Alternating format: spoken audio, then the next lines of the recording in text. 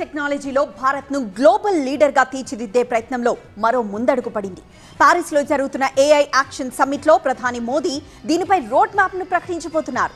AI టెక్నాలజీని సామాన్యుడికి కూడా చేరే విధంగా కేంద్రం కృషి చేస్తోంది. ఆర్టిఫిషియల్ ఇంటెలిజెన్స్ రంగంలో భారత్ దూసుకెళ్తోంది.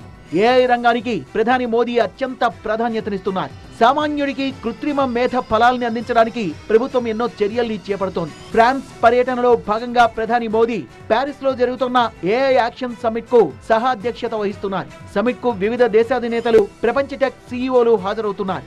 కొత్త ఆవిష్కరణలు, సైబర్ క్రైమ్, భద్రత, కృత్రిమ మేధస్సు సాంకేతికతకు సహకార విధానాన్ని పెంపొందించడంపై ఈ శిఖరాగ్ర సమావేశం జరుగుతోంది. ఏఐ ప్రపంచ పురోగతిని ఎలా నడిపించగలదో, ప్రజా శ్రేయస్సుకు ఎలా దోహదపడుతుందో చర్చించనున్నారు. భారత్ లో స్టార్టప్స్, విద్యార్థులకు కొత్త ఆవిష్కరణలకు కేంద్రం ఎన్నో ప్రోత్సాహకాల్ని కల్పిస్తోంది. ఏఐ రంగంలో భారత్ ను గ్లోబల్ లీడర్ ను చేయడమే ప్రధాని మోదీ లక్ష్యం. గతేడాది ఈ రంగానికి కేంద్రం 10,300 కోట్ల రూపాయలని కేటాయించింది. ఇండియన్ ఏఐ మిషన్ కు ఈ నిధుల్ని వచ్చే 5 ఏళ్ల పాటు ఖర్చు చేస్తారు.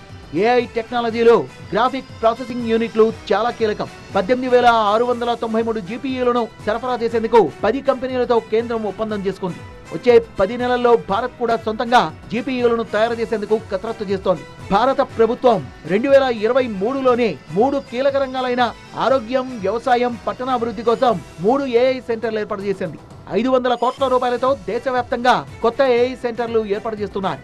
ఏఐ రంగంలో యువతను తీర్చిదిద్దేందుకు 5 జాతీయ సంస్థల్ని కూడా ఏర్పాటు చేస్తోంది. పెరిగే డిజిటల్ ఇండియా భాషని భారతీయ భాషల్లో డిజిటల్ సర్వీసెస్ ను ఏఐ టెక్నాలజీ అందిస్తోంది. ప్యారిస్ ఏఐ గ్లోబల్ సమ్మిట్ లో ప్రపంచవ్యాప్తంగా ఉన్న దిగ్గజ కంపెనీలు పాల్గొంటున్నాయి. ఏఐ యాక్షన్ సమ్మిట్ లో భారత్ కోచైర్ పాత్ర పోషిస్తోంది. పర్యటనలో భారతదేశం, ఫ్రాన్స్ వ్యూహాత్మక భాగస్వామ్యం కోసం మోదీ, మాక్రాన్ మధ్య ద్వైపాక్షిక చర్చలు జరపనున్నారు. ప్రధాని మోదీ, అధ్యక్షుడు మాక్రాన్ చారిత్రాత్మక ఫ్రెంచ్ నగరమైన మార్సిల్ కు వెళ్తారు. ఇద్దరు అధినేతలు ఫ్రాన్స్ లో మొదటి భారత కాన్సులేట్ ను ప్రారంభిస్తారు.